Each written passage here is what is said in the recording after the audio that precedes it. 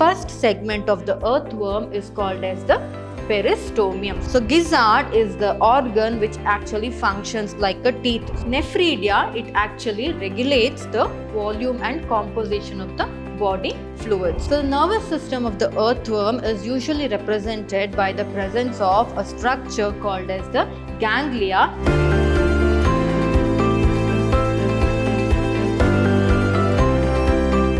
Hello everyone, a warm welcome to today's session on chapter 7, that is structural organization in animals. I'm Dr. Divya, biology faculty, Vidyashram Pre-University College, Mysore, Temple of Excellence. So in the previous session of this chapter, we had studied about the different types of tissues, that is the muscular tissue, the epithelial tissue, the connective tissue, and so on. And also we studied about the organ and the organ system, wherein I had taken the example of the circulatory system, that is the heart, and all that being the organ system. In today's session, we shall see what are the different organs that are present inside the earthworm. In order to know that, we should go in for the anatomical studies. So we shall start with the session. So starting with the morphology and anatomy of the living organisms or the animals, in this case, I've taken the example of earthworm. So morphology. So morphology is nothing but the study of external characteristics of an organism or the external visible features. So when we see an animal, we can say it has 4 legs. The hairs on the body are present. It has whiskers, it has ears, it has horns. Just by looking at it, we are able to say all this, right? So that is nothing but the morphology. Next, moving on to anatomy. Anatomy cannot be seen by our eyes directly. Only if we take a section or cut open that particular animal, then only the organs that are present inside is visible. So anatomy is the study of morphology of the internal organs. So internal organs, how the internal organs look, what are the different parts in the internal organs, all that comes under the anatomy. So morphology and anatomy of earthworm, cockroach and frog are being studied in this particular chapter, that is the anatomy of the animals or the structural organization, the chapter that is structural organization in animals. So but in today's session, I will start with the anatomy of earthworm. So earthworm, they come under the invertebrates. So we shall look into how the earthworm looks morphologically. So when you see a earthworm, what are the different types of characters that you see on the body of the earthworm? So the earthworm, when it comes to color, it is usually reddish brown in color, and their habitat is terrestrial. That is, they usually live on land, and also they are burrowing animals. That is, they usually burrow deep into the soil, and they are the invertebrates, means they do not have the vertebral column. They are the invertebrates and inhabit the upper layer of the moist soil. They are usually terrestrial, and their main place of living is wherever the soil is moist. So this is the characteristics of the earthworm. And during daytime, earthworms, they usually live in burrows. So earthworms can be considered to be nocturnal. So what are nocturnal? Nocturnal animals are the ones which hide during the daytime, and during the night time they come out for feeding purposes. So just like that, the earthworms, they during the day they live in burrows, and how they make the burrows, they bore the soil. So they dig deep into the soil and they make the burrows. They live in the burrows, and they also live in the gardens. In the morning, when you get up and see in your garden, you can see the fecal depositions of the earthworm in the soil. So therefore it is understood that the earthworms remain silent during the daytime, and it is during the night they start their activity of feeding and all that. So those fecal deposits or excretory deposits of the earthworm is known as the worm castings. So these worm castings are actually rich in organic matter, because the earthworm would have eaten all the dead plant material at the night and would have fecated or excreted the same matter back into the soil, therefore enriching the fertility of the soil. And one of the common Indian earthworms are Ferretima and Lumbricus. So these are the common Indian earthworms that are found, and they are usually used in bioorganic farming, wherein they directly put in the soil or they are kept in trays filled with dead organic matter, so that such as the plant material, so that it will feed on that plant material and it will fecate or excrete, so that excretory products can be used as a fertilizer, that is a biofertilizer. Earthworm. So next, moving on to the structure of the earthworm. So when you see a earthworm, morphologically what all are present in the earthworm, we shall see. So the earthworm it is divided into segments, or it is called as the metameres. So they have the segments being present, and the first segment of the earthworm is called as the peristomium. So peristomium, it is the first body segment of the earthworm, and right after the peristomium, so the earthworm, the body of the earthworm is pointed at the anterior end. So this is the anterior end, and at the posterior end it is blunt. It is blunt or somewhat round in shape.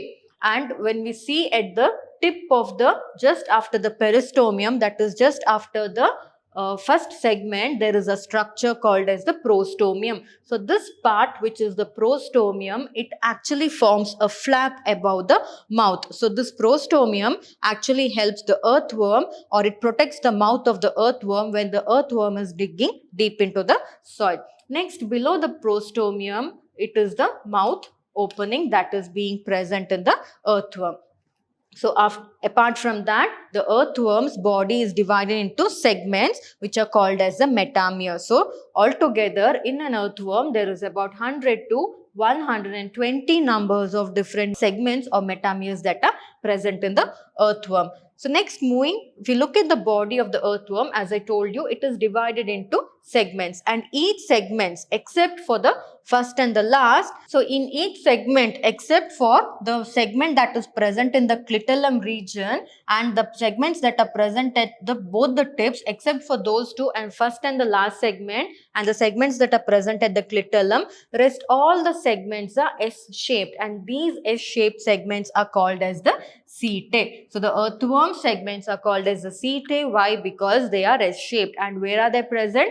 They are usually present throughout the body of the earthworm, except at the first and the last segment, and also at the region where the clitellum is being present. Apart from that, the whole body is covered by S-shaped segments, which are called as the setae. And these segments are usually embedded, or it is present in the epidermal pits. So you can see here the pits, in the pit region, the segments are usually present, and in the middle of each segment, the setae gets extended. So it is like usually it looks like a furrow and a groove-like kind of arrangement, and their principal role is locomotion. So these segments, earthworms do not have legs, so they need to crawl. So if they need to crawl, the body should be segmented. Only then it is just like a spring. Spring, you can easily fold it, right? If you just hold one end of a spring and press it and leave, it will just move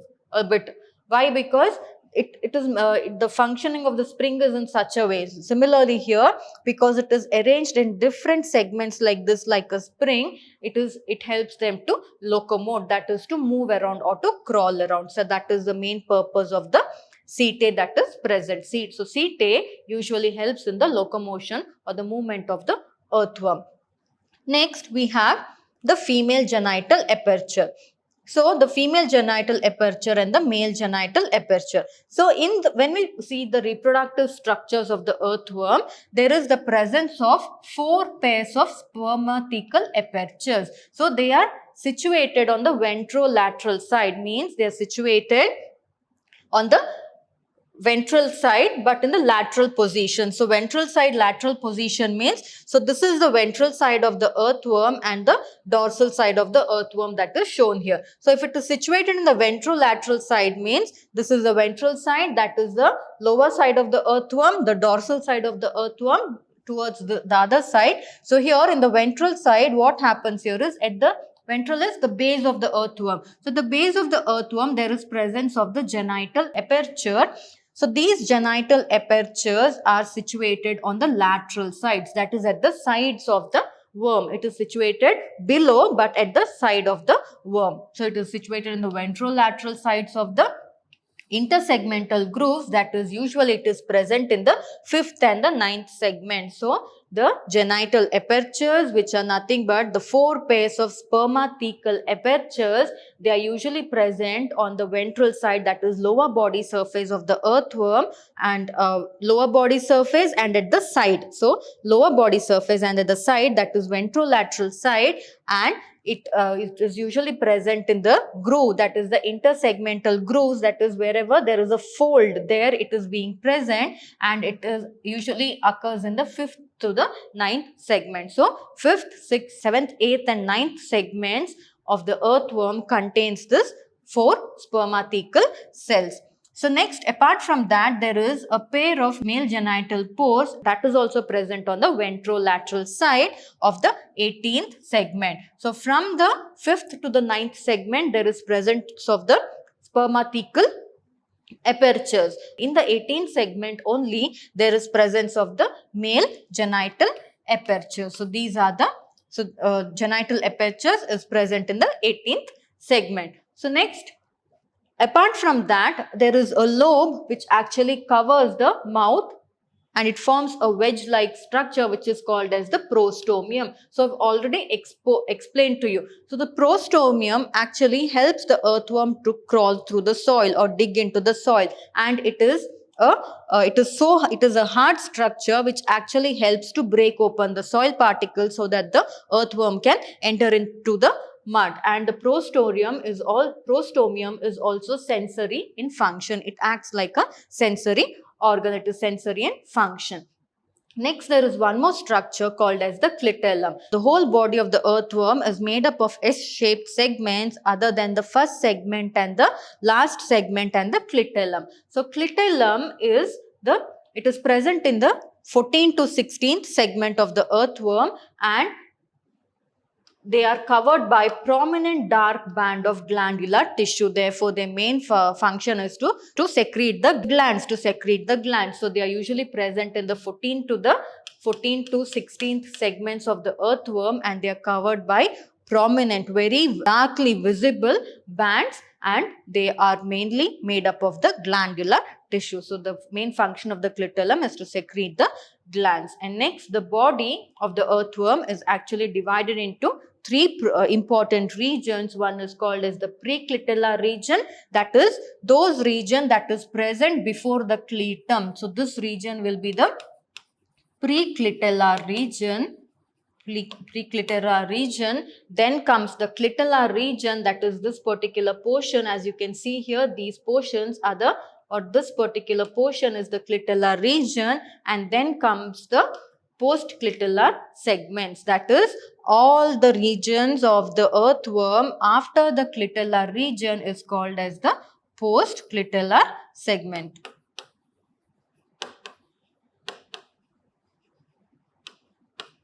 Postclitellar region. So this is how the earthworm's body is usually divided into. So the main important parts of the earthworm are the peristomium, the prostomium, then the clitellum, then the 4 pairs of spermathecal apertures, then the male genital pores and the metameres, and also the different body. It is divided into 3 important prominent parts or segments, which is called as the preclitellar segment, the clitellar segment, and the postclitellar segment. So next, moving on to anatomy. So inside the earthworm, what are the different organs that are present? We shall look into. So the earthworm's body is usually covered by a cuticle which is thin and non-cellular, and we all know that the cuticle is present just above the epidermis. So therefore, below the cuticle there is one more layer called as the epidermis, and this epidermis is made up of a kind of tissue, that is, it is made up of columnar epithelial cells. So, if you remember, while explaining about the epithelium tissue, I had shown you the columnar epithelial cells, wherein the cells are made up of they are in pillar shaped, and the nucleus is located at the base. So these cells are called as the columnar cells. So the cells of the epithelial tissue are columnar in nature and they contain secretory gland cells. So these gland cells, they usually secrete mucus and therefore the earthworm is always slimy. And they have two muscle layers which is circular and longitudinal in nature, and also they have a innermost coelomic epithelium. So the body cavity having a epithelium, they have a coelomic epithelium also being present. So next, moving on to the alimentary canal of the earthworm. So the alimentary canal, the terminal part, that is the one end of the earthworm, it actually opens into a mouth. So it has the mouth, and that mouth, it actually opens into the buccal cavity, and the earthworm do not have teeth. So that is one of the characteristic feature of the earthworm. So if they don't have teeth, how can they bite on or how can they chew onto the food? So I will tell you about that. So it has a terminal mouth which opens into the buccal cavity, and it is present in the first to the third segment. So the first, second and third segment of the earthworm consists of the mouth region, wherein the mouth is at the first segment and that opens into the buccal cavity, and this, it actually leads into a muscular pharynx. So next, it leads into a muscular pharynx. So you can see here the first segment is the mouth region, and first to the third the mouth region opens into a buccal cavity or a buccal chamber, wherein the food is actually taken into, and from the buccal chamber it moves into the pharynx. So up till the first to the third segment, the buccal cavity is being present, which later on moves into the continues into the muscular pharynx. So muscular pharynx is the region where the food enters into once it enters into the mouth, and from the pharynx actually there is a small narrow tube like structure that is present, which is called as the esophagus. So esophagus is nothing but the food pipe. So these esophagus is present, it continues in about 5 to 7 segments. It continues up to the gizzard. So as you can see here, there is presence. The pharynx will continue up to the esophagus up to the 9th segment, and from then onwards the gizzard will start. So gizzard is the organ which actually functions like a teeth. So remember, I had told you the earthworms, they do not have the teeth. Then how will the food get chewed properly? The function is performed by the gizzard. So the gizzard actually acts like a teeth, wherein it crushes the soil particles and it crushes the food matter in the gizzard. So it acts like a teeth. So it enters into the muscular gizzard, and which the gizzard occupies 8th to the 9th segment. So in the 8th and 9th segment, the gizzard is being present. The esophagus is present from about the 5th to the 7th segments. And moving on to from the 9th segment, 9 to 14 segments. So in 9 to 14 segments, the gizzard actually enters into the stomach, extends to the stomach, and this stomach is present from the 9th segment to the 14th segments. And the food of the earthworm, that is whatever decaying organic matter or leaves or whatever that is present in the terrestrial habitat or the soil, whatever food is being digested or crushed by the gizzard and then sent into the stomach, it will get mixed with the soil. So there are some calciferous glands being present in the stomach. Therefore, these calciferous glands, it actually neutralizes the humic acid present in the humus. So what happens here is the earthworm usually feeds on woody substances, or it feeds on the dead leaves and all that is present in the soil. So what happens, it is difficult for the earthworm to digest them. So first portion of the digestion would have taken place in the gizzard, wherein whatever soil particles or any rough matter that is taken in by the earthworm, it will be crushed by the gizzard. Once it is crushed by the gizzard, it will be sent to the stomach. So in the stomach, what happens? In the stomach, there is production of a particular gland, which is called as the calciferous glands. So these calciferous glands that are produced in the stomach, it will neutralize the humic acid. So when the earthworm feeds on the dead organic matter. Humus is nothing but the dead organic matter, or the humus is the one that we use as a fertilizer and all that. So that particular dead organic matter having dead leaves, dead twigs, dead stem mixed with soil particles and all that, actually when it is chewed in the gizzard region and sent to the stomach, it will have a particular acid content in it, which is called as the cumic acid. So this cumic acid is actually not easy for the earthworm to digest. So that is the time when the calciferous glands in the stomach will neutralize the acidic nature of the particular humus or the dead organic matter that is consumed by the earthworm. So that is a function of the stomach. So from the 9th to the 14th segment, as you can see, from 9th to the 14th segment, it is the stomach of the earthworm that is present. So from 9th to 14th, there is the stomach being present. And from the 15th segment, the intestine starts from the 15th segment and it continues up till the last segment. So up till the anal region or up till the last segment, the intestine will continue. So from there, it is the intestine that continues from the 15th, from 15th to the last segment, it is the intestine that actually continues. So apart from this, in the intestine, it is a pair of short and conical intestinal caecae project from the intestine on the 26th segment. So if you can see here on the 26th segment, you can see intestinal coccus. These are nothing but projections. So whatever extra food that is not utilized by the earthworm, that will start to collect in this particular region, which is called as the intestinal coccus, and where it is present, it extends from the 26th segment to the 23rd or the 22nd segment. So there is a pair of short and conical intestinal caecae.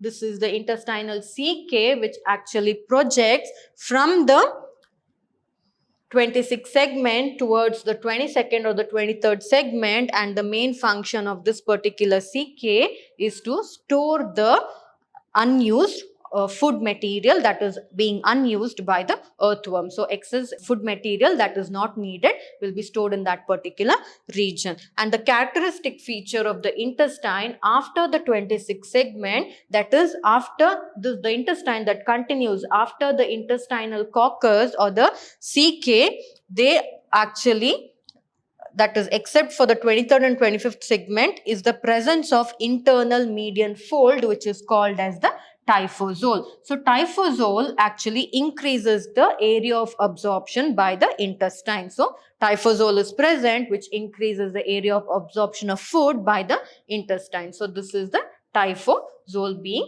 present. So these are the important parts of a earthworm, that is the parts of the alimentary canal. So next, moving on to the circulatory system. So we shall see the different parts of a circulatory system. So the circulatory system is a closed type of blood vascular system, and it is mainly made up of the blood vessels, the capillaries and the heart. So these are the altogether it forms the circulatory system, that is the heart, the blood vessels and the capillary. And the contractions, it keeps the blood circulating in one direction. So the blood always circulates in one direction because of the contraction of the heart, and the smaller blood vessels that are present, they supply the blood to the gut, the nerve cord and the body wall. So these are the functions. So the main blood vessels actually helps in the contraction of that, actually helps in circulating the blood in only one direction. So the other small blood vessels that are present will actually supply the gut, nerve cord and the blood wall the required amount of blood. So therefore, apart from that, there are also blood glands that are present on the 4th, the 5th and the 6th segments. And apart from that, these blood glands, they produce blood cells and they produce hemoglobin, which is dissolved in the blood plasma, which is a colorless liquid. And the blood cells, they are phagocytic in nature. And the blood cells are phagocytic in nature, that is, they have the ability to engulf or to kill the unwanted organisms or the microbes that is entering into the body of the earthworm. So obviously when the earthworm is feeding on the soil particles, a lot of microbes will also enter into it, right? So in such a condition, the blood cells which are phagocytic in nature will destroy those microbes. So these are the different parts of the circulatory system that is present in the earthworm. So next, moving on to the respiratory system. So the earthworm as such, it doesn't have a respiratory device like how we have or other animals have. We have lungs and all that, right? But the earthworm do not have any specialized breathing devices. So here in this particular case, the respiratory exchange of gases is usually through the body surface, that is the skin. That is, the earthworm respires through the skin, just like how frogs, they respire through the skin. Earthworms also respire through the moist skin. So they do not have any respiratory system as such. And next, moving to the nephridial system, which is nothing but the kidney. So nephridia, it actually regulates the volume and composition of the body fluids. So whatever is taken inside, be it the body fluids or the water, cannot be retained in the body as such. They have to be eliminated and the process has to continue, right? So the main function of the nephridia is to maintain how much amount of the body fluids, or how the composition of the maintain the composition of the body fluids inside the earthworm. And a nephridium, it actually starts as a funnel-like structure and it collects the fluid from the coelomic chamber or the empty cavity that is being present. So the nephridia, it is a funnel-like structure, and this nephridia, it actually collects the excess of fluid and that is flushed out of the body. So the main function of nephridia, as I told you, is to collect the excess of the fluid and to remove it, right? So that function is done by the nephridium, which actually looks like a funnel shaped structure, and it starts as a funnel shaped structure wherein it collects the excess fluid from the coelomic chamber of the earthworm, and the funnel is actually connected with the tubular part of the nephridium, which then, so to that tubular part, the waste materials and all will be added through a pore. Waste will move through the pore and to the surface of the body and then into the digestive tube, and then it will be eliminated. So here what happens, the funnel is again, nephridia, it begins with a funnel. So the funnel will collect all the excess of fluid, body fluid that is present in the coelom cavity of the earthworm, and that fluid and that funnel shaped structure, which is again connected to a tubular part of the nephridium, and that tube actually carries the excess fluid which is having the waste material and all that. It will be carried, and it will be carried through the pores, and it will be delivered to the surface wall of the digestive tube. Into the digestive tube it will be delivered. So that is the function. As you can see here, there is the presence of the nephridial tube. It is a funnel-like structure which collects all the excess of the amount of water that is being present, and it will start to transport the excess of fluid to the surface of the body wall and then into the digestive tube. When we see the circulatory system of the earthworm, it is actually present as 3 paired tufts. So you can see the nephridia, they are present as tufts of pharyngeal nephridium. It is present in the pharyngeal region, and the nephridia are present in groups or present in tufts. So they are usually present as 3 paired tufts in the 4th, 5th and the 6th segment. So as you can see here, there are 3 pairs of tufts, that is 1, 2 and 3 pairs, and they are usually present in the 4th, 5th and the 6th segment of the earthworm's body. And next comes the integumentary nephridia. So this integumentary nephridia is attached to the lining of the body wall, and it is present in the segment 3 to the last that opens to the body surface. So from the 3rd segment of the earthworm up till the last segment, these integumentary nephridia are present, and they are usually attached to the lining of the body wall. They are usually attached to the lining of the body wall, and apart from that, septal nephridia, they are present on both sides of the intersegmental septa. So septal nephridia, as you can see, they are present throughout or on both sides of intersegmental septa, especially on the segment 15 to the last open into the intestine. So until the intestinal opening is reached, up till that, this septal nephridia is being present. So this is the nephridial system of the earthworm. Next, moving on to the nervous system. So the nervous system of the earthworm is usually represented by the presence of a structure called as the ganglia, which are arranged in the segment wise. That is, according to the segment, they are being arranged on the ventral paired nerve cord. So as you can see here, the ganglia, you have the cerebral ganglia, the segmental ganglia, the subpharyngeal ganglia. All these ganglias are the ones that represents the nervous system. So these ganglia are arranged according to the segments. They are not arranged throughout, but they are arranged in specific segments on the ventral paired nerve cord. So you can see here they are arranged in few of the segments. So you can see the cerebral ganglia here, and then comes the subpharyngeal ganglia, and then comes the segmental ganglia. All these are arranged in specific segments, and the nerve cord is present, that is present in the anterior region, that is on the third and the fourth segment. It actually bifurcates. So as you can see here, the nerve cord will start to bifurcate, that is in the third and the fourth segment, the nerve cord starts to bifurcate. Can you see here? These are the nerve cords which are bifurcating from the third and the fourth segments. They will start to bifurcate, and laterally they will encircle the pharynx, and they will join the cerebral ganglia dorsally, forming a nerve ring. So as you can see here, they will enter into the pharyngeal region, and they will form a ring-like structures wherein they'll come and join at particular region, and they will form a ring-like structure, and later on it will join the cerebral ganglia dorsally, that is towards the lower side. It will join and it will form a ring-like structure. So that is how the nerve cord is being arranged in the case of the earthworm. And the cerebral ganglia, along with other nerve rings, it integrates the sensory input as well as it commands, that is it collects all the information, and it especially helps in the movement of the earthworm, that is it commands the muscular responses of the body. So whatever, if the earthworm is moving or feeding or whatever, all these nerve impulses are sent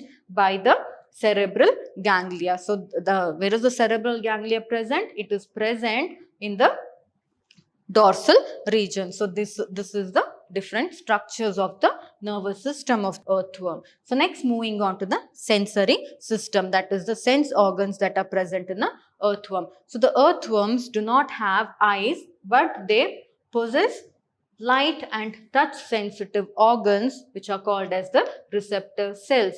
So earthworms, they lack eyes, or they do not have eyes, but instead of the eyes, they have the ability, or they possess the sensitivity to light and touch. They possess certain organs in the place of eyes which are sensitive to, or which can sense light and touch, and they are called as the receptor cells. And these receptor cells are able to distinguish the different light intensity and to feel the vibration in the ground. So therefore, it helps the earthworm to differentiate between the day and the night, and also to differentiate the sounds that our earthworm actually moves towards the feeding matter based on the vibrations that are created on the ground. So these are the sensory system. As such, they do not have a specific eyes, and they also have specialized chemoreceptors. So chemoreceptors are the ones which are able to sense the which are the components which are able to receive chemical signals. So they are chemoreceptors, and that is nothing but the taste receptors which react to the chemical stimuli. So whatever organic matter the earthworm is feeding on, it can feel the chemical component that is present in it because of the presence of the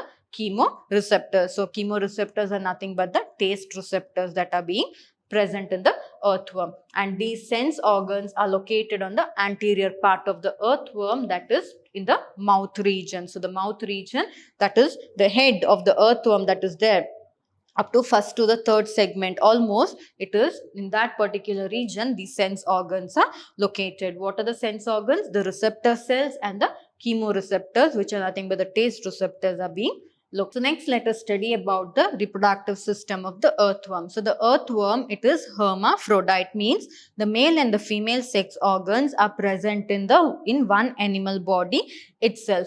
As I had shown you in the previous diagram, if you remember, while showing you the external morphology of the earthworm, you found the female genital pore and the male genital pore in the same organism, right? So that is nothing but they are hermaphrodites. So the earthworm, usually they have 4 pairs of spermatheca. So the spermatheca, they have 4 pair of spermatheca, as you can see here. So remember, I told you the spermatheca is of 4 pairs, which starts from the 6th and up till the 9th segment. So each segment has 2 spermatheca each being present, and they are located in 6th to 9th segments, and 1 pair, that is 1 pair in each segment. So one segment will have 2 spermatheca. Therefore, from the 6th to the 9th segment, there are 4 spermatheca that is present. And these spermatheca, they mainly receive and store the spermatozoa during copulation. So it is just like how in a human, in the male reproductive human body, how the testis is present, which collects the sperms, right? Just like that, the earthworms have spermatheca from the 6th to the 9th segment, which actually collects and stores the spermatozoa or the sperms and utilizes them during the copulation or during the mating period. And there are, after the spermatheca is present, 2 pairs of testes, which is present in the 10th and the 11th segment. So in the 10th and the 11th segment, there are 2 pairs of testes that is being present. So 2 pairs of testes is being present, and also there should be room for the female reproductive structure, right?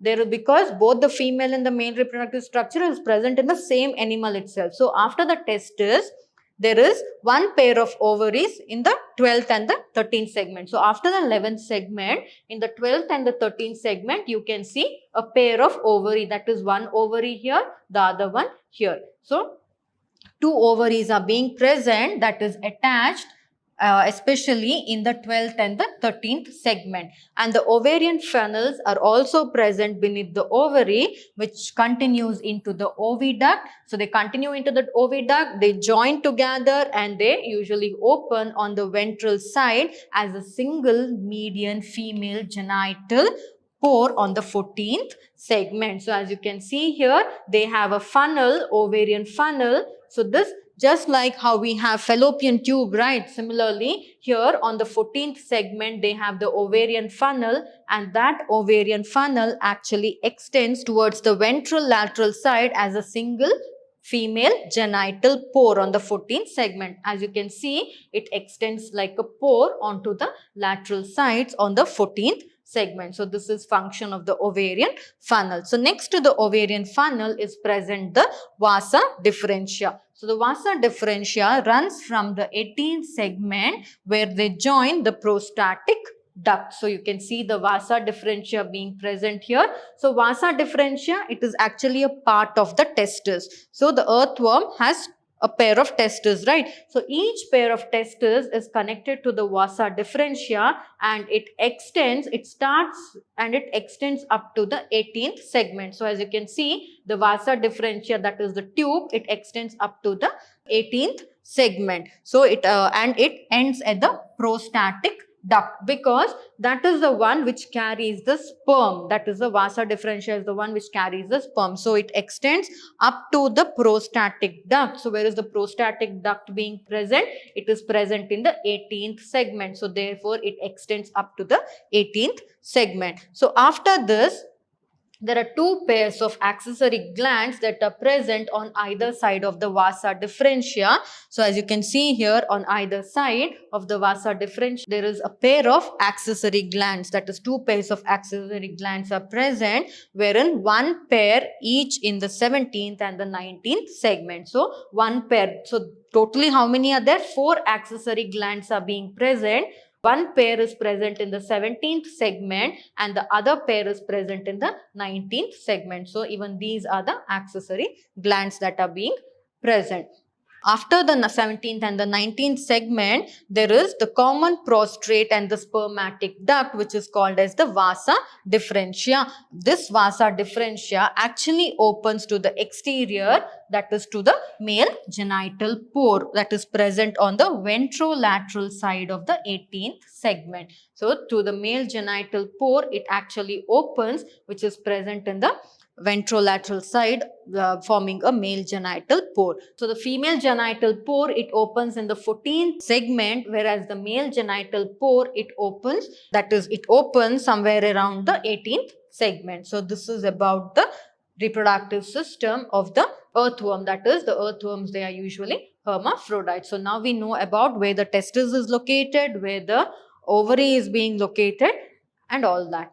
So next, talking about the fertilization. So if the fertilization has to occur, then the sperm has to meet with the ovule or the egg. So here, during the process of fertilization, there is a mutual exchange of sperm which occurs between the two worms during the process of mating. So here, one worm will actually find another worm. So remember, both the male and the female reproductive parts are present in one worm itself. But during mating, what happens? Two worms are involved, wherein the sperms of one worm has to reach the other worm. So for that, they actually start to mate, wherein they mate in a juxtaposing opposite to the gonadal opening. So wherever the gonadal openings is there the sperms are delivered. They exchange the packet of sperms, and this particular process is called as the spermatophore. And the mature sperm and the egg cells, they all, and the nutritive fluid, all are deposited in the cocoons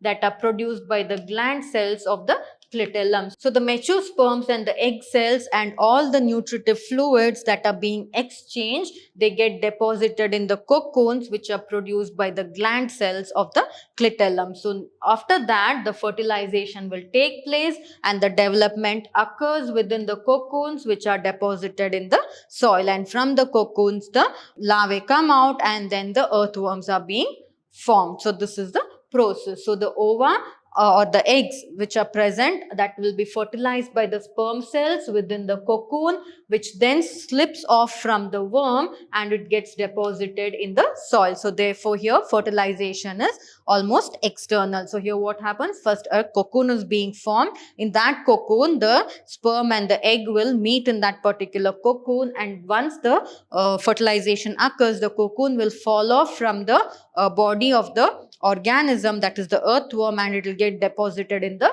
soil, and the cocoon is the one which holds the embryos of the worm. Inside the cocoon, the embryo of the worms will be present, and after about 3 weeks, these cocoons will produce about 2 to 20 baby worms, which are with an average of 4. Usually 4 will be present, but sometimes they can be about 2 to 20 baby, up to 20 baby worms can also be produced inside the cocoon. So here fertilization is completely external, and the development of the earthworm is direct. There is no larval stage as such here. Only thing is fertilization takes place external, that is inside the cocoon. The cocoon, after 3 weeks inside the cocoon, the baby earthworms will start to develop. Therefore the fertilization is internal. Development of the earthworm in this case is direct. So this is about the fertilization in the case of the earthworm. So this was about the morphology and the anatomy, or the different, we have learnt about the different structures or the organs that are present inside the earthworm, and we also came to know about their function. So I hope you understood today's session very well. In the coming session, we shall discuss about the morphology and the anatomy of the cockroach. So we shall meet in the coming session. Thank you.